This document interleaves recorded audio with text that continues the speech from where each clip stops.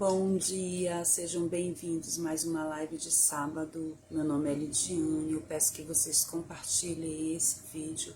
Todo sábado às 7 da manhã eu estarei aqui com vocês, às vezes um pouquinho antes, porque eu tenho um bebezinho pequeno, então eu aproveito o horário que ele dorme para me fazer as lives de sábado. Sejam bem-vindos, que vocês possam realmente compartilhar, que vocês possam realmente se alimentar da palavra do Senhor, né? Então é com o intuito da palavra de Deus que venho trazer essa live para vocês. E o nome da minha live hoje são Mães que Curam Mães, né?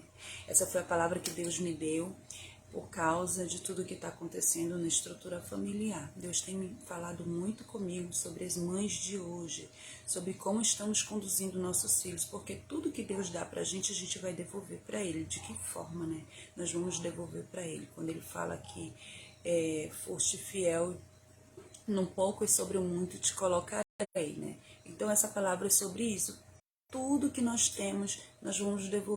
De que forma nós vamos devolver? Nosso casamento, nossos filhos, porque tudo isso é obra de Deus. As pessoas acham que a obra de Deus é só aquilo que você faz lá dentro da igreja. Lá também é obra, mas o nosso casamento é uma obra de Deus. É o primeiro ministério que Deus dá pra gente, né? Então, de que forma você está criando seus filhos para o Senhor? Porque tudo é dele. De que forma você está administrando a sua vida para o Senhor? Então, lá em Números 14, 18, ele fala: o Senhor é muito paciente, grande em fidelidade, perdoa a iniquidade e a rebelião, se bem que não deixa o pecado sem punição, e castiga os filhos pela iniquidade dos pais até a terceira e quarta geração. Então nós temos um papel fundamental de levar para esses filhos, para que eles possam perpetuar isso de geração em geração, porque caso contrário, Deus, ele cobra dos pais, ou seja, a iniquidade dos pais nos filhos até a terceira e quarta geração, já diz lá Números 14, 18, né? Como mãe, nós temos responsabilidade de educar e conduzir nossos filhos no caminho certo, no caminho de Deus, né? Ninguém é tentado além do que possa suportar. Lá em 1 Coríntios 10, 13, ele fala sobre isso, né? Então ele fala que lá que não veio tentação que não fosse possível suportar. Antes, o Espírito Santo de Deus nos dá um escape para que nós possamos escapar, né, das investidas do inimigo, né? Então não há tentação que nós não possamos suportar, né? E nós não somos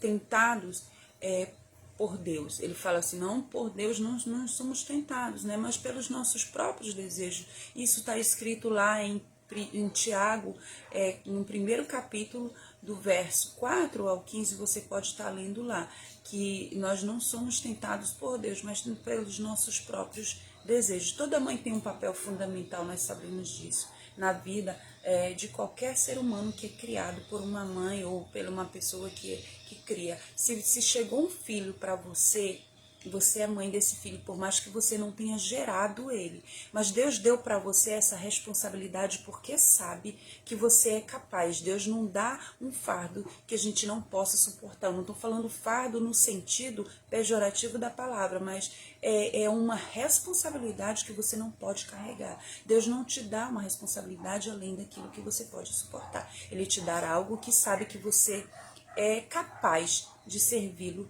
ou de entregar para ele aquilo corretamente, se você buscar nele as forças, né? Então, na vida, qualquer ser humano que for criado por uma mãe, e essa mãe tem um papel fundamental na estruturação desse ser humano, né? Então, falando na definição da palavra fundamental, que ela é o fundamento dessa estrutura, na formação da família, ela se diz necessária, o fundamental nessa base, né? Dessa estrutura, dessa formação da família. Ela se faz necessária no seio familiar. Não há formação bem feita em uma base, em uma formação que não seja vindo de uma mãe, né, que faça essa, ou seja, que faça essa estrutura, né? A mãe desenvolve um papel fundamental na estruturação familiar.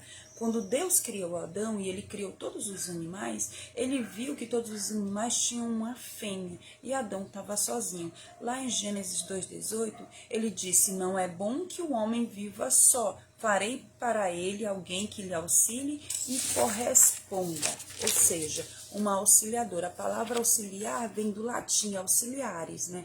Que significa aquele que ajuda prontamente, que oferece auxílio, que facilita, que colabora, que presta assistência, que tem função secundária. Porém, a mulher se faz importante para a formação de uma família, né?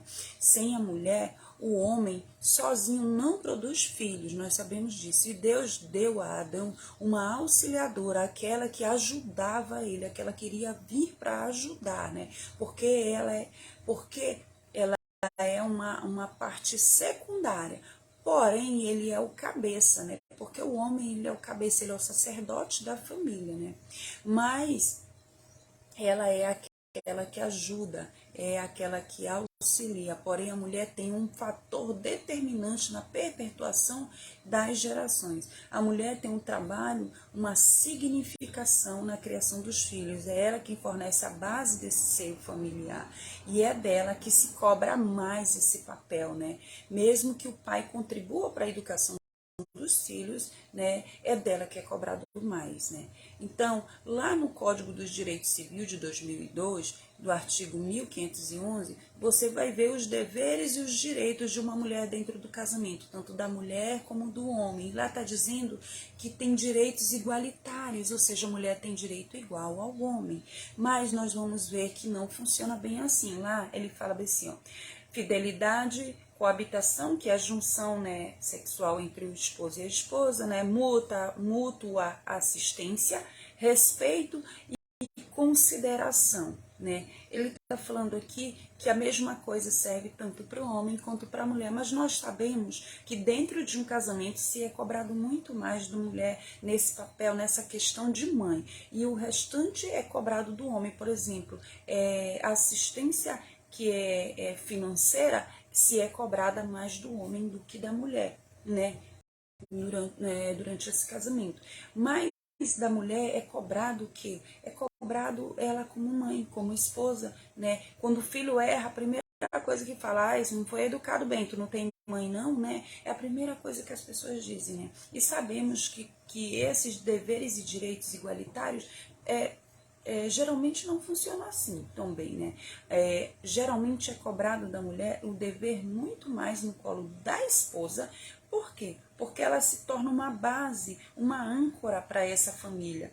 Se o marido, por exemplo, não for firmado na rocha que é Cristo, e ele perder essa esposa morreu, essa esposa o abandonar, ele perde o cerne da vivacidade, né? Ele se entrega à bebida, ele se entrega à droga, ele se entrega a vários amantes numa busca incessante de achar aquela que se torna mais parecida com aquela que se foi, né? Aquela que se ausenciou desse lar. E o luto, no caso da morte, né, de uma esposa, o luto se torna se faz difícil se você não buscar Jesus, se esse esposo não buscar Jesus, se ele não for forjado nessa rocha, o processo de luto se torna mais doloroso. Então, com essa explicação toda aqui que eu fiz para vocês, né, é com o intuito de dizer que a mãe, a mulher e a esposa têm um papel determinante na base, na estruturação dessa família, né, nessa estruturação familiar, né.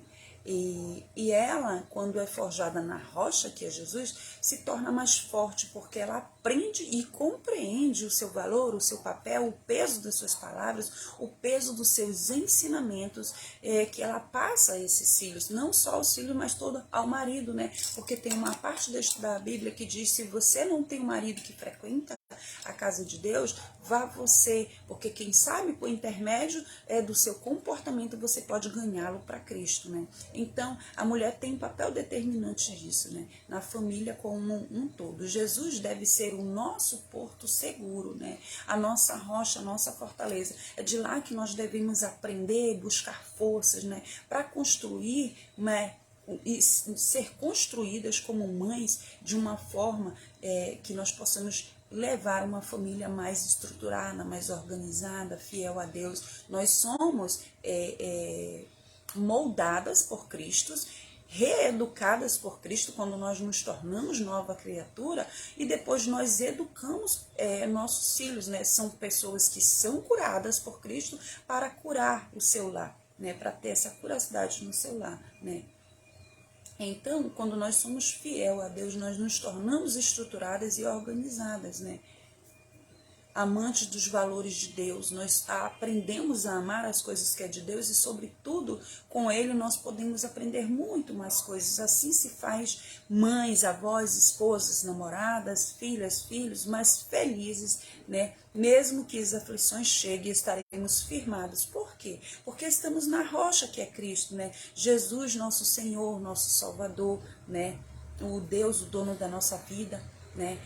Lá em Salmos 91, do verso 1 ao 16, ele diz que quem se abriga e habita, ou seja, que faz habitação, que faz casa, que faz morada no colo de Deus, ele diz assim: quem habita no esconderijo do Altíssimo, a sombra do Onipotente descansará. Vocês sabem o peso dessa palavra? O peso desse salmo? Ele não é um amuleto, como muitas pessoas usam, abre a Bíblia e deixa lá no seu lar aberto lá. Se você não praticar, de nada vai adiantar você abrir a Bíblia no Salmo 91 e não praticá-lo. O que eu digo sobre praticar? É ter o Senhor como seu onipotente. Onipotente, aquele que pode tudo, né? Ele está dizendo aqui que aquele que busca abrigo na sombra do Altíssimo, né? Que é o onipotente, que pode tudo, ele é a rocha.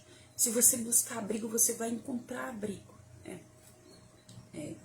Direi do Senhor, ele é o meu Deus, o meu refúgio. Refúgio significa que é para onde você corre, para onde você quer se esconder do mal, né? A minha fortaleza, rocha também, né? Aquilo que é forte, e nele confiarei. Tudo que é sólido e digno de confiança, nada o abala, né? Lá no verso 3 ele fala: porque ele te livrará do laço do passarinheiro, laço, armadilha do inimigo, né? E da peste perniciosa, pernicioso, aquele que se espalha, que se torna uma doença. Deus livra você disso tudo, né? Lá no verso 4 ele fala: ele te cobrirá com as suas penas e debaixo das suas asas te confiarás, ou confiarás, confiança, estabilidade, não é um lugar de medo, a sua verdade será o escudo e broquel, o escudo protetor, ele protege e assegura sua proteção. Rocha de novo, verso 5, não terás medo do terror da noite, nem da seta que voa de dia, nada o podes atingir. 6, nem da peste que anda na escuridão, nem da mortandade que assola ao meio-dia, nem o escuro, nem durante a luz do dia, coisa alguma você pode sofrer se buscar o Senhor, se estiver firmado nele. Verso 7, 1000 cairão ao teu lado e 10.000 à tua direita, mas não chegarás a ti. Isso tudo só funciona se você estiver firmado na rocha, né? Somente com os teus olhos contemplarás e verás a recompensa dos ímpios. Rocha de novo. Só você saberá por que os ímpios estarão sofrendo, porque só eles são teus inimigos, né? Deus livrou você deles, assim como livrou Davi de seu inimigo, que era Saul, se tornou seu inimigo por inveja, né? Ele buscava implacavelmente, né, acabar com a vida de Davi, porque o inimigo estava sobre Saul, né? O Espírito de Deus tinha abandonado Saul pela rebeldia de seu coração, e ele procurava a todo custo, a todo momento, estar ali perseguindo Davi. Então assim mesmo Deus faz conosco, ele nos livra dos nossos inimigos. É porque caminhamos com Deus e com os ungidos de Deus, ninguém mexe, né? Porém, você anda com Deus, sabe que o juízo e a justiça vem dele, e não colocará no seu coração um desejo de vingança, né? De querer se vingar ou de julgar aquela pessoa. Mas antes você deixa isso com Deus, porque você entregou já nas mãos de Deus. Então quem anda com Deus é livrado de seus inimigos por isso, porque não arrasou em seu coração e em sua mente sobre vingança e sobre julgamento e sobre justiça, porque sabe que a justiça vem de Deus, né? Lá no verso 9 ele fala: porque tu, ó Senhor, és o meu refúgio. Olha como é forte essa palavra, né? No Altíssimo fizeste a tua habitação. Não é no Altíssimo, ou seja, nele nós fizemos a habitação. Rocha de novo. Quem faz o Senhor, de seu Senhor, faz dele a sua casa, a sua fundação, a sua base, a sua rocha, né? Lá no verso 10 ele fala: nenhum mal te sucederá, nem praga alguma chegará à sua tenda. a sua tenda, a sua casa, né? Rocha de novo, né? Lá no verso 11 ele fala, porque os seus anjos dará ordem porque aos seus anjos, prestem atenção, dará ordem a teu respeito para que te guardem em todos os teus caminhos. De novo, rocha, ele vai te guardar em todos os teus caminhos, todo caminho que você trilhar são retos diante do Senhor se você estiver firmado nele. Ele fala bem assim, que o caminho que a gente acha que é bom é de morte, mas quando a gente sabe quem é Deus, quando a gente está firmado com ele, quando a gente tem essa conexão com ele, nós sabemos que caminho nós podemos trilhar, porque nós perguntamos primeiro a Deus. Então ele nos guarda em todos os nossos caminhos. Muitas pessoas acham, né, que ele fala assim, porque os seus anjos dará ordem a teu respeito para te guardarem os seus caminhos. Muitas pessoas acham que nós temos anjos da guarda. Na verdade, por causa dessa passagem, é entendido de forma errada. Tá? É entendido mal, entenderam mal. Aqui ele está dizendo que até os anjos de Deus nos guardam por intermédio das ordens e serviços de Deus. E assim, se Deus quiser, mas nós não temos anjo da guarda. Se Deus quiser, ele envia os seus anjos para nos guardar, né, por intermédio, por serviço dele. Mas os anjos sozinhos não podem fazer milagre algum, você não pode orar a anjo algum, você não pode se ajoelhar diante de ninguém que não for de Deus, que não for em nome de Jesus Cristo, né? Deus, se ele quiser, ele manda os seus anjos da guarda para nos guardarem, né? Mas a gente não tem um anjo especial da guarda, não. Quem nos guarda é o nosso Deus, é o nosso Jesus Cristo, é ele que nos guarda. Verso 12 ele fala, eles te sustentarão em suas mãos para não tropeçarem em pedra. Por que eles te sustentarão? Né? Por ordem de Deus. Verso 13, pisarás o leão e a cobra, calcarás aos pés o filho do leão e a serpente. Rocha de novo, né? Nada nos poderá deter se neles estivermos, né? Essa é uma explicação mais correta, né? Verso 14, verso 14. Porquanto tão encarecidamente me amou. Aqui, Deus entende que nós carecíamos de amor. E ele viu essa carência. Ele detectou a nossa carência. No secreto ele determina. Ele sabe o que nós necessitamos. Ele sabe o que nós precisamos, né? Ele sabe o que tem falta dele. Então, quando ele vê essa carência, ele viu a nossa carência e ele ama, ele nos livra. E aí ele fala, também eu livrarei, poloei, ou seja, porei em alto retiro, ou seja, num lugar alto, fora do alcance do mal, porque conheceu o meu nome. Olha que palavra forte, porque conheceu o meu nome. O nome de Deus é todo poderoso.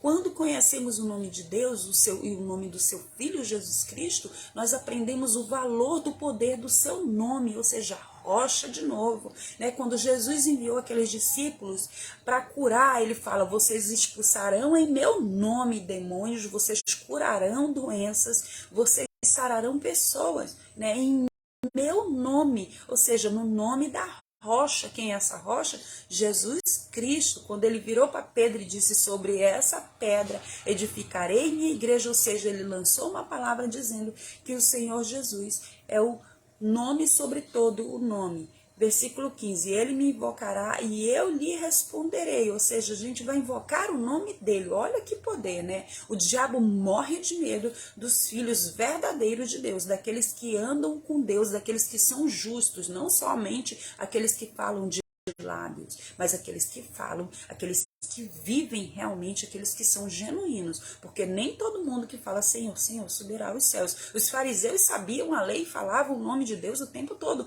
porém Jesus os chamavam de raça de víboras, né? Por quê? Porque Jesus sabia que ele dizia, tanto é que Jesus disse para ele, vocês me honram, bem profetizou sobre vocês, Isaías, porque se o povo me honra com os lábios, mas o seu coração está longe de mim. Então o diabo morre de medo dos filhos verdadeiros de Deus, mas aqueles que andam erroneamente, aqueles que andam na mentira, aqueles que andam na falta de honestidade, aqueles que andam, a palavra que eu estou buscando hipocritamente, é essa palavra, Deus não se agrada, né? Esses vivem para o inimigo, esses falam da palavra e Deus cobrará esse. Nós seremos cobrados, nós seremos julgados diante de Deus a partir de tudo aquilo que sai da nossa boca, né? Nós seremos conhecidos pelas nossas palavras. Então, o diabo ele morre de medo dos filhos verdadeiros de Deus. Ele sabe que nós, com a nossa força genuína, com a nossa vontade genuína, se a gente buscar a Deus, o inimigo, tudo aquilo que ele lançou sobre a sua vida, tudo aquilo que ele tem colocado em cima de você será quebrado, será eliminado pelo poder do nome de Jesus Cristo, pelo poder do nome de Deus, daquele que se chama o Deus Todo-Poderoso, o Deus Forte, o Deus Corajoso. O nosso Senhor Jesus Cristo é Ele que está acima de todo e qualquer nome, é o nome e sobrenome. Não. Lá no final desse verso, ele vai dizer, né, no verso 16, eu estarei com ele na angústia dela, eu retirarei e glorificarei, né, fartá-lo-ei com longuras de dias, ou seja, eu te darei dias fartos, você viverá por muito tempo, né, e mostrarei a minha salvação. Eu quero dizer com isso tudo o quê? Por que eu recitei esse Salmo 91? Aqui tem muitas coisas que Deus quer que a gente faça. Primeiro, Ele quer que nós busquemos abrigo nele. Depois, Ele quer que nós façamos dele a rocha. A nossa vida firmada, o nosso casamento, né, os nossos filhos firmados nessa rocha, para que nós possamos trilhar esse caminho corretamente, sem se desviar para a esquerda ou para a direita. Quando Ele fala, ensina ao teu filho andar no caminho que deve andar, né?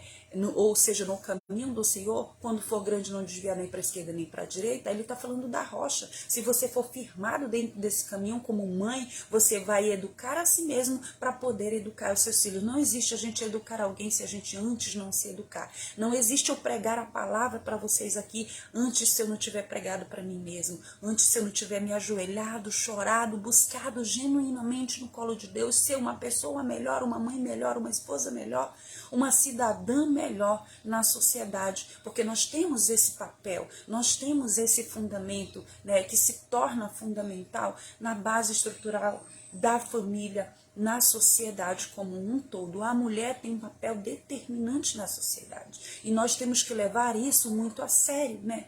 Não sair por aí em devaneios, em brigas, em bebedeiras, em orgias, em traições, né? Mas buscar no colo de Deus, fazer dele a nossa rocha. Quando ele fala aqui, ó, fartá-lo-ei com longuras de dias. Lembra daquela palavra que a gente deve honrar pai e mãe? Aquela palavra serve para nós como filho de Deus.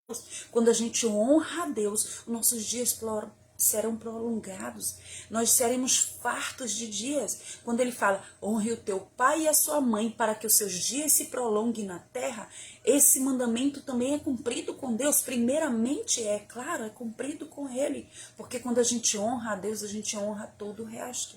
Se ele fala assim, se você não obedece a seus pais terrenos a quem vocês vê, imagine a Deus que está no céu que você não vê. Então nós devemos honrar no princípio de tudo a Deus, para depois nós honrarmos os nossos pais, o nosso esposo, os nossos filhos, né, a sociedade, e contribuir para o seio da sociedade como um todo, e o seio familiar também, né? Então ele fala, fartá-lo-ei com longuras de dias, e lhe mostrarei a minha salvação. Quando você faz Deus a sua rocha, o seu Senhor e Salvador Jesus Cristo, né, você tem uma salvação. Né? Você se faz salvação, ou seja, você não é a salvação em si, porque Cristo é a salvação em tudo, mas você é salvo e você consegue salvar outras pessoas. Ah, mas você está falando que você consegue salvar, só Jesus consegue salvar. Eu estou falando de educar, né? Eu estou falando num contexto da palavra, na literalidade da palavra, de salvar, de buscar dentro de cada ser humano tirar o melhor de si, né? Por exemplo, quando você se educa, você aprende muitas coisas, tua mente abre, tua mente expande e você consegue fazer com que as outras pessoas vejam o melhor de si, né? Jesus disse que a boca fala do que o coração está cheio. Quando a gente fala de Deus é porque a gente está cheio de Deus, e quando a gente está cheio de Deus a gente consegue fazer com que outras pessoas se tornem melhores. A gente se torna melhor para fazer outras pessoas se tornarem melhores. Se você é uma mãe firmada nessa rocha, né? Você é uma mulher firmada nessa rocha, você consegue com que tudo ao seu redor seja iluminado, com que tudo ao seu redor seja melhor, por mais que você sofra aflição, você tem dentro do seu lar dias difíceis, né? Eu tenho discussões com meu marido, não sou uma pessoa acima de qualquer suspeita, eu sou pecadora. Mas Deus é o meu modelo, Cristo é o meu modelo, e é dele que eu tiro o modelo, é dele que eu me amoldo. Quando eu vejo que eu estou demais dentro de uma discussão, no meio de uma discussão, eu baixo a minha voz e digo: Senhor, me perdoa, porque eu me exaltei. Aqui eu errei contra o meu marido, contra mim mesmo, contra ti, em primeiro lugar. Porque quando a gente não quer bater de frente com o marido, primeiro a gente não tem que querer bater de frente com Deus. Porque tem coisas que a gente só vence em joelho, em oração a Deus, né? Se o seu marido traiu você, não é você indo fazer barraco, né, que você vai conseguir melhorar a sua vida, que você vai conseguir ganhar, né, essa luta, mas é indo buscar a Deus. Senhor, meu marido me traiu. Em primeiro lugar, antes de eu fazer qualquer coisa, me ajuda a ter integridade e amor por mim mesma, para que eu veja o que eu posso fazer, como eu posso me auto-resgatar, o que eu posso fazer como esposa desse homem que me traiu, porque segundo a tua lei está escrito que uma mulher não deve separar de seu marido, ou um homem não pode separar de sua mulher, a não ser que este esteja em adultério. Senhor, eu estou buscando a tua vontade na minha vida, no meu casamento, no meu lar. O melhor para os meus filhos, mas esse homem me traiu. Esse homem foi em primeiro lugar, não está contra mim, porque ele está em primeiro lugar contra ti, Senhor. Porque o casamento para ti, Senhor, é sagrado.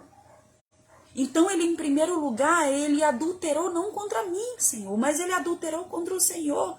Porque para a tua lei o casamento é sagrado. Então quando um adultera, um quebra a aliança com Deus. Se esse homem adulterou, ele não quebrou a aliança primeiramente com você, mulher. Ele quebrou a aliança primeiramente com Deus, né? Quando aquele povo se negou a ter Deus como seu rei e pediu para Samuel buscar outro rei, não foi contra o povo, contra Samuel, que esse povo estava se rebelando. Deus disse: Samuel, esse povo não está se rebelando contra você, mas ele está se rebelando contra mim, né? Mas se esse povo quer um rei, busque, vá ungir um rei. Mas diga para eles o que esse rei vai fazer com eles. Foi o que aconteceu com aquela nação. E logo Samuel foi ungir Saul como rei. E veja o que aconteceu. Todas as desgraças sobrevieram. Então você, mulher traída, é para as mulheres traídas que eu estou falando. Aquelas que se sentem traídas, porque eu já fui traída. Eu já fui muito traída, né? E não estou pagando aqui de vítima, né? Porque às vezes, outrora, a gente também já traiu. A gente também já enganou com palavras, né? Ou com atitudes. Mas eu estou falando aqui como uma pessoa que peca e tenta se levantar. Como uma conhecedora da palavra. Que antes andava também em idolatria, em pecados. E desconhecia que era culpada de tudo isso. E não queria se arrepender. Mas eu estou falando aqui como uma esposa traída, como um ser humano. Que ele não traiu só você. Mas ele traiu em primeiro lugar Deus. Quando a gente trai um cônjuge nosso, isso serve tanto para a mulher quanto para o homem, a gente está traindo em primeiro lugar Deus, a gente está quebrando uma aliança com Deus, porque o casamento para Deus é sagrado, o casamento é para ser para sempre, entendeu? E Deus fala, quando Jesus foi questionado sobre o casamento, ele viu ali uma armadilha, porque o pessoal queria acusar ele. Ele disse, na verdade, vocês na lei de Moisés disse que poderia casar e se separar por causa da dureza do coração de vocês. O que a dureza causa? Traição, quebração de aliança ou quebra de aliança. Se vocês traírem, vocês estão livres, né, de permanecer com esse cônjuge. Vocês não são obrigados a permanecer com esse cônjuge. Porém, Não é essa a vontade de Deus. Essa não é a vontade de Deus, né? A vontade de Deus é que vocês se casem, se deem em casamento e que isso seja para sempre. Mas se há uma traição, você tem que ir diante de Deus em primeiro lugar, antes de contar para sua amiga, antes de contar para o seu pastor, antes de contar para qualquer pessoa, você tem que contar para Deus. Não querer se vitimizar. Ai, o fulano me traiu, olha só como ele me traiu, fulano. Porque as pessoas, elas não têm um bom conselho para nos dar. Porque elas não sabem o que a gente está passando na pele. Mas Deus sabe, Ele conhece o nosso coração, o nosso sofrimento, né? Jesus foi traído, né? Jesus foi cuspido, então Ele sabe exatamente tudo sobre traição. Então você não queira falar para sua amiga, o fulano me traiu, ela não vai entender nunca.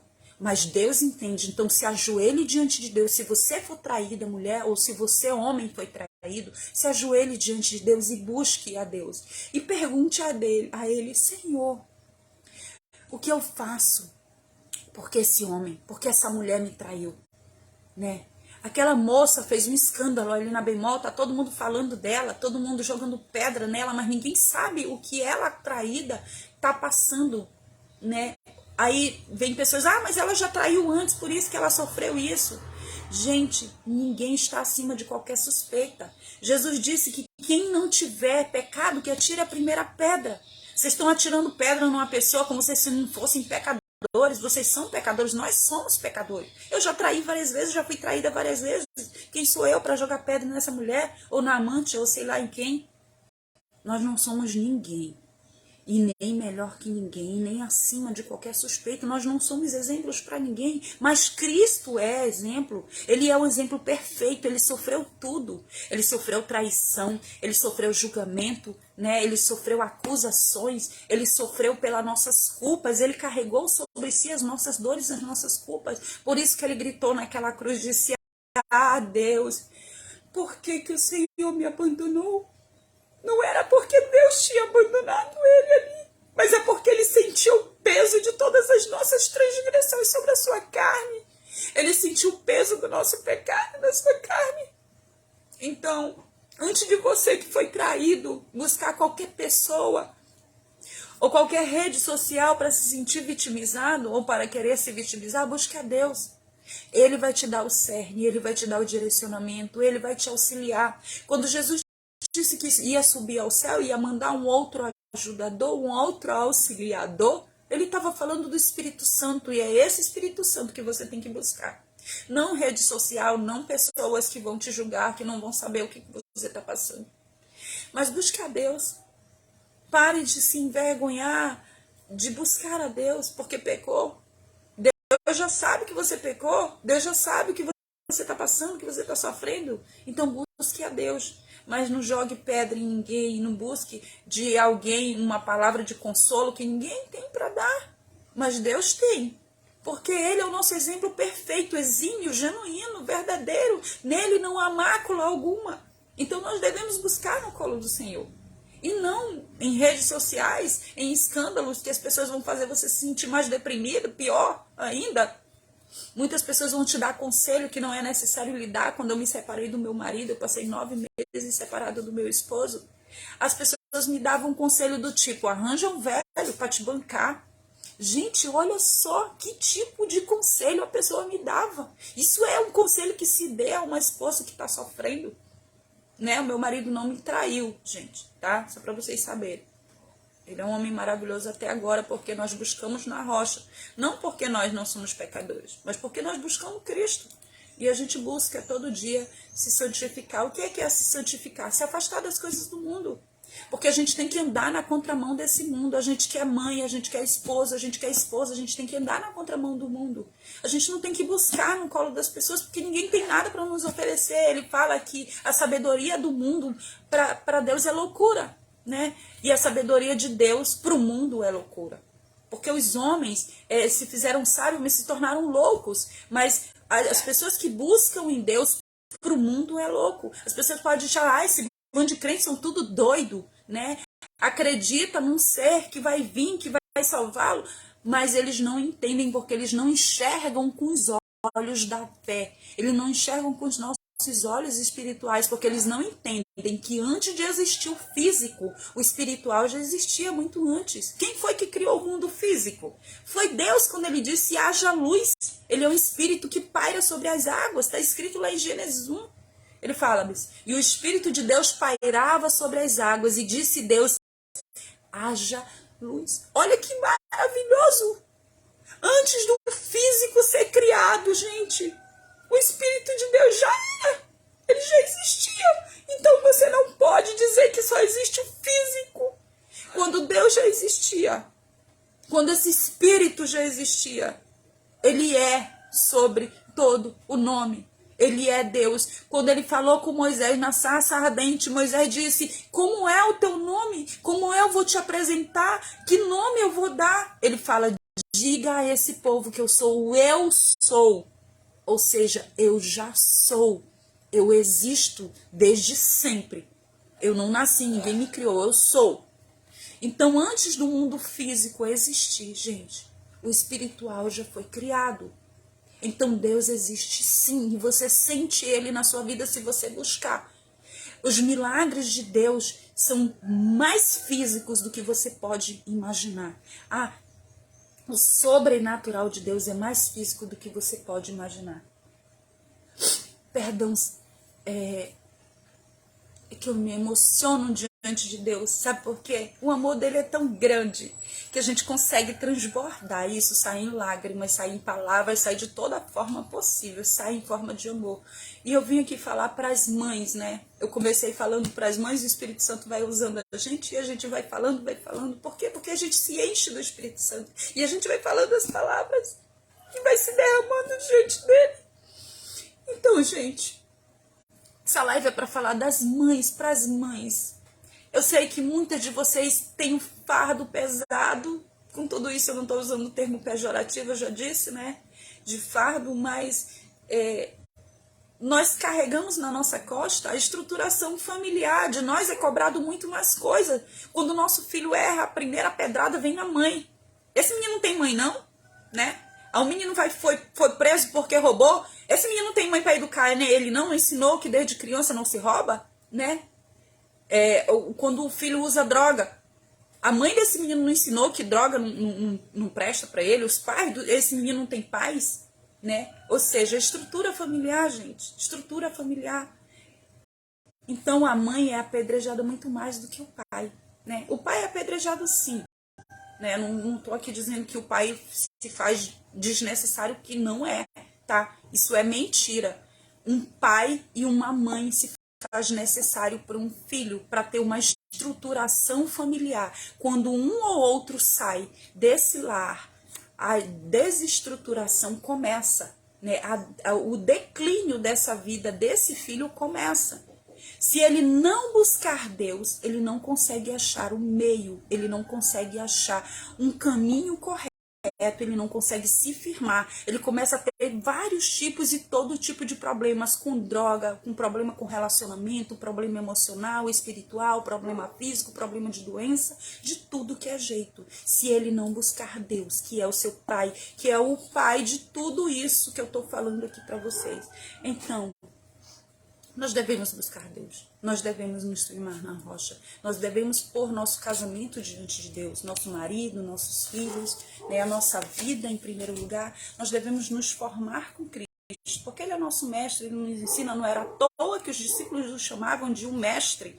O mestre significa aquele que ensina, né, aquele que conduz. Então, nós como chefes, mães de família, pais de família, nós devemos nos buscar, nos firmar na rocha. Vou finalizar aqui a live, porque já para não ficar muito extensa.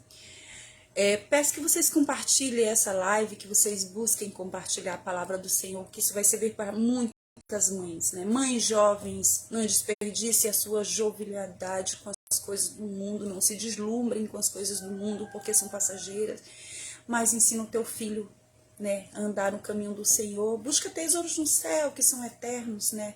Viva a vida, mas de acordo com a vontade de Deus. Vocês acham que não é possível ser feliz dentro da palavra de Deus? né, que nós somos crentes quadrados, que nós não se divertimos, isso é mentira, né? Porque Deus dá a paz que excede todo o entendimento do mundo. Deus, Jesus é a alegria, né? Ele é um nosso raio de sol, né?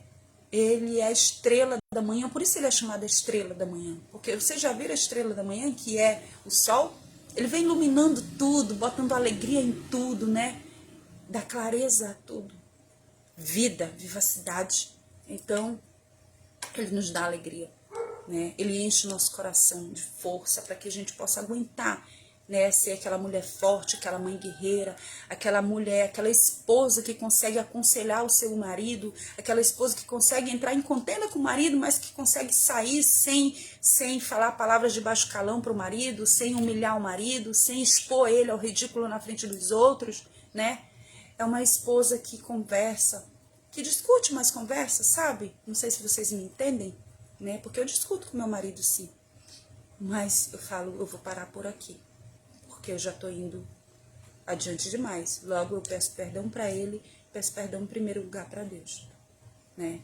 E a gente vai tropeçando, se levantando e vamos aprendendo a ser mulheres mais fortes, o que a gente deve fazer, o que não deve, né? Como a gente deve educar, como não deve, o que fazer no casamento, o que não fazer, o que fazer com os filhos, o que não fazer, o que suportar do casamento, o que não suportar, né? Nós não somos obrigadas a suportar traições. Jesus não foi obrigado a suportar traição, mas ele não quebrou a aliança conosco, né? Essa é uma dica para você, mulher. Ele não quebrou a sua aliança conosco. Nós não somos obrigadas a suportar traições, mas se for possível, aos olhos de Deus, esse casamento ser reestruturado ou estruturado de novo, ele vai montar o seu casamento dos pedacinhos que caíram, ele vai montar tudo de novo, vai refazer esse homem, vai transformá-lo num homem melhor, num homem que não trai, né? Deus pode fazer todas as coisas, nada para Deus é impossível. Somente creia.